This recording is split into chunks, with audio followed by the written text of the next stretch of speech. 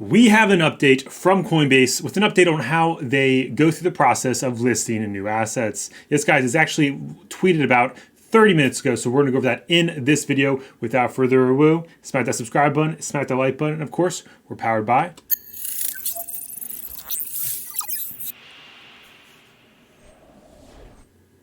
Moving on to the good old Coinbase blog, we have an article right here. It's a 5-minute read, guys. We're going to take the time and we're going to read this. It says an update on our asset listing procedures. Of course, there can be a lot of money being made, also a lot of money being lost when it comes to Coinbase listing. So I think this is very important to read. Of course, it's by Brian Armstrong. If you're not aware, that's the CEO and co-founder of Coinbase. So scrolling down here, starting off at the first paragraph, it says, recently members of the crypto community have told us that they don't always understand why Coinbase lists certain assets and not others. I have the same question. I'm sure you do too. Continuing on, we've also received reports of people appearing to buy certain assets right before we announced they'd be listed on Coinbase. Oh my goodness, really? I wonder what made them notice that. Allowing them to benefit from the price movements that sometimes accompany our listing announcements. Guys, it's been more than one time we've seen this happen. So yeah, I have to agree. It says, these are two different issues, but they both relate to our asset listing process. So he wants to address both of them here today and talk about some additional improvements they'll be put into place. Well, I'd love to hear this, guys. It says, at Coinbase, our goal is to list every asset that is legal and safe to do so, that our customers, you and me, are protected, but we also create a level playing field. Where have we heard this from before? I don't know. The XRP uses that language a lot. So a level playing field for all new assets being created in crypto. The number of Web3 of crypto assets are exploding with a collective global market cap of around $2 trillion. And we want to make sure we enable the important innovation happening in this industry. Some crypto startups just getting off the ground today will become major companies in the future. And who would have guessed that? Customers benefit from these innovations, but we also have a role to play protecting customers from scams and frauds. Really, I would 100% agree. They do have a role in that. On top of all this, we want to avoid getting in the business of picking winners and losers because we are not investment advisors. So how does one navigate this tricky space? Question mark. We do it by setting minimum listing requirements. It says, so for example, test for legality. Of course, they do not want to get sued by the SEC, security, compliance, and etc., whatever other requirements that they're not mentioning at this time. And after that, letting the market decide. We may also delist assets if they stop meeting our requirements or new information becomes available. Okay, guys, I think what they just said in this long paragraph right here makes a lot of sense. I mean, obviously, they have to follow all legalities. If it classifies as a security, they're not going to list it. Any kind of regulatory compliance, they're not going to list it. And of course, letting the market decide. Just like we saw today, guys, our GST USD trading pair failed to meet the metrics we require to proceed to trading. So of course, it failed to meet. So now you're not going to be able to use that trading pair. Keep that in mind. That's the market deciding. That's not Coinbase. I want to point out this is the market, it's not Coinbase. Continuing on. Next paragraph. This process of reviewing and listing assets is rigorous and time consuming. I don't know, they just listed 50 coins. I don't know how time consuming that was. Some assets are easier to review and list than others due to technical details.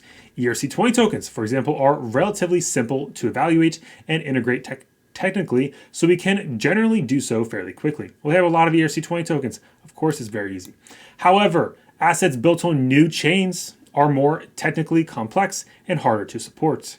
We would like to list all chains that meet our listing standards, but if it requires more work to do so, they may not be listed in the order some customers expect.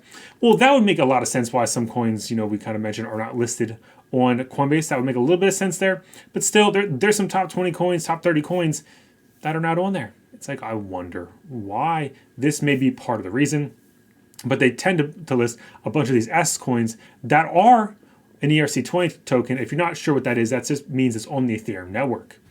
Continuing on. It says, to some, this looks like we're playing favorites. Well, I mean, I would agree. It looks like it is, yeah. In reality, we review assets as quickly as possible and list everything we can. Now, I do believe that, guys. They are here. They are making money based off trading fees.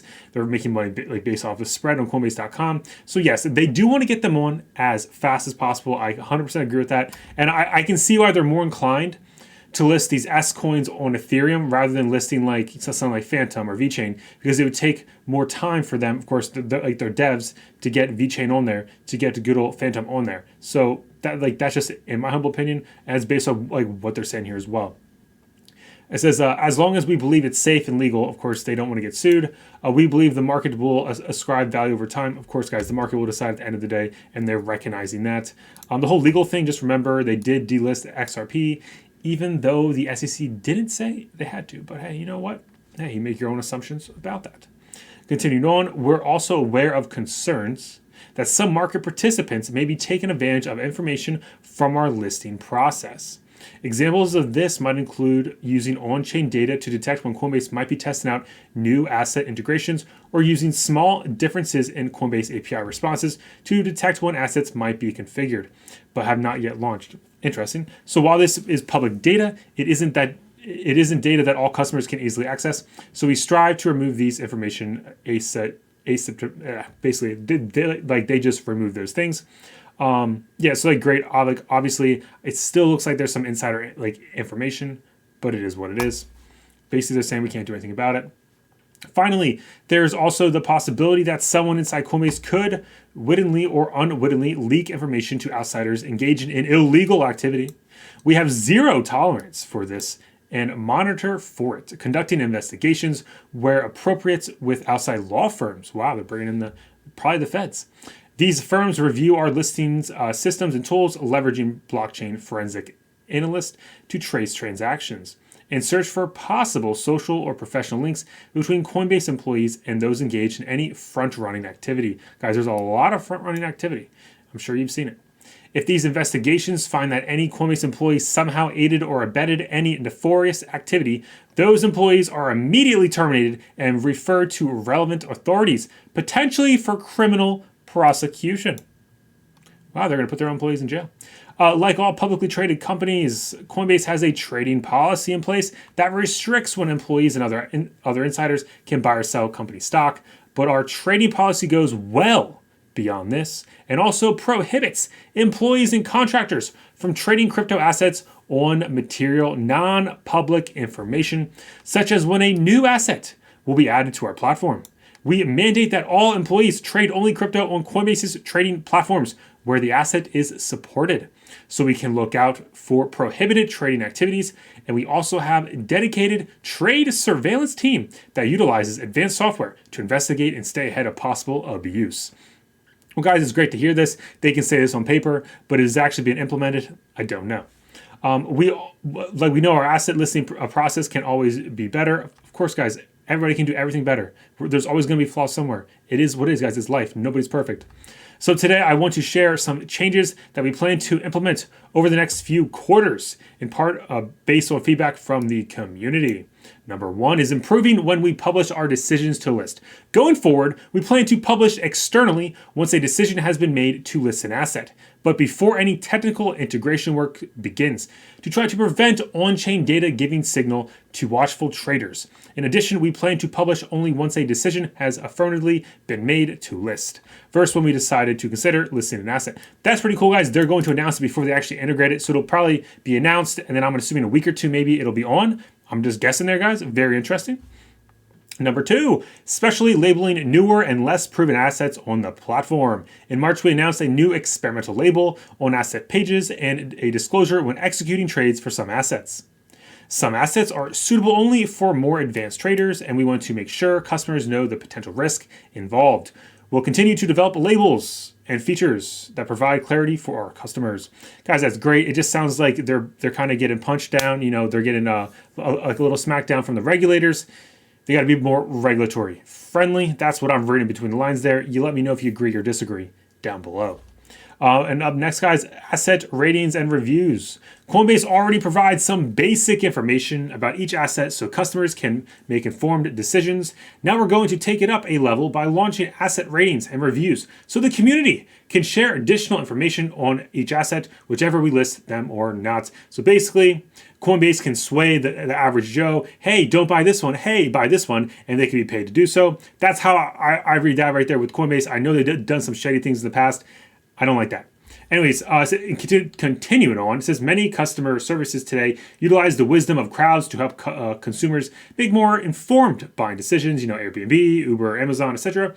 We believe ratings and reviews can help create additional consumer protections in crypto, and ideally these can be decentralized in new protocols over time. We recognize that special care will be needed to avoid fake accounts or cyber attacks and to keep reviews high quality.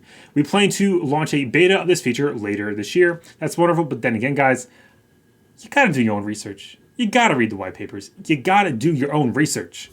Moving on, investing even more in screening assets and detecting potential front running. It says we're continuing to improve our capability to evaluate assets by looking at the tokenomics of assets, something you should be doing yourself, and using on-chain forensic tools to evaluate each project. We're also working to ensure we can move quickly to delist assets that appear to be experiencing bad activity. Guys, please, if you don't know what tokenomics of an asset looks like, if you have a lot of money in there and you're like, I don't even know what the tokenomics is, please go look right away. Stop what you're doing, stop feeding your kids, and go research. I'm just joking about feed your damn kids. Moving on, we won't catch everything, but these investments will help us get better, and we may be able to open source these approaches and standards to the industry over time, so we can all learn from them together. We'd love to work more closely with other crypto companies to compare notes and develop best practices. So of course, guys, they're networking. I don't know, guys. Coinbase, in my humble opinion, shady. So just watch out. These are still early days for crypto. It is going to take time for us to figure everything out. What we can promise is that we'll keep listening to our customers, keep looking for ways to improve, and keep holding ourselves to the highest standards as this space evolves. Well, just, let's remind the homies that bought GN and Power Ledger. I don't know if you guys are held to the highest standards back then, but hey, you know what it is? We'll move on. It's always tricky to find the right balance on enabling innovation while simultaneously protecting customers from bad activity. But this is exactly the hard work that we need to do each day. Guys, end of article right there. Okay, so basically, to recap, they said, guys, we know there's some, front running. We know there's some Coinbase employees that are doing illegal activity. We know what's happening. So now we're really gonna crack down. We're gonna call the authorities. We're gonna get those investigators, forensic blockchain investigators in here, and we're gonna prosecute anybody that's done any criminal activity. We're also gonna, be a little more transparent, and we're gonna, tell you about these listings beforehand. Guys, I just have a hard time believing this kind of stuff right here. I understand they have to do this because of regulatory issues. They have to, because if not, obviously there's lawsuits going on and whatnot, especially regarding the GN Power Ledger thing. If you don't know what that was about, I'm glad you don't know what it's about, because if you were part of it, it was an absolute disaster. I tried to warn a lot of people. I got a lot of hate for it, but if you would have listened, you're very thankful, because, guys, I was just speaking the obvious. Anyways, it's cool. I hope they actually do what they say and not just put out a little press release, as I like to call it, and say, hey guys, this is what we're gonna do, and I hope you guys like it. I hope you guys are all right with this. Hopefully they actually do it, and not just saying, hey, this we're just trying to put a front up, trying to just fake it till you make it kind of deal. I'd be curious, does anybody know of any? Have we heard any stories of employees being prosecuted? I'm not aware of any, my humble opinion. I do know there's plenty of wallets though that have front run new listings. That does happen. Which it could be on-chain data. They could see something there for the API. That's possible. I get it. That is definitely a possibility. So now that's why they're going to be posting the announcement before they start messing around, which is great. Wonderful. We'll see if that helps. Obviously, I believe it will. But basically, whenever you see their latest tweet or blog about the new coin, then yeah, that's probably who's going to have the first run then. But still, guys, we're humans. We're humans. Somebody inside Coinbase is going to tell another homie. That homie is going to dump a lot of money, okay?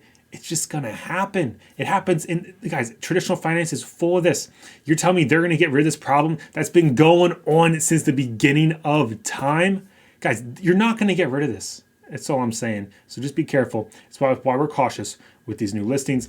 If we go over here to Rose to see how is good old Rose, because that was the latest, because they had Binance USD. But guys, that's a stable coin. You're just not going to see a bump. Let me just show it. GM bumped up a little bit, but you know what I mean. So we looked the last month, let's do last 2 weeks. Massive pump because of the Coinbase listing. This is why I say, caution. Massive pump here, and then massive dump. So obviously just be careful with that. Please, be aware that people will pump this thing up when there's a listing for any coin, not just this one, and they're not always sustainable. That's why we always look at what good old Bitcoin is doing, and we go from there. But hey guys, that is what I got for today. Thank you guys for watching. Smack the likes, smack the subscribes if you have not already. Let me know your opinion. Do you think this is a great thing? Are you like, yes, this is exactly what I want to hear. I'm glad they're going to be taking action to help the consumers. Or you're like, you know what? I think they're kind of just saying some things. I don't really necessarily believe them because of things that have happened in the past. What's your take on that? Let me know down below. And as always, guys, we are live Monday to Friday, 7 p.m. Eastern Time. I'll catch you guys then. And until next time, may the gains be with you.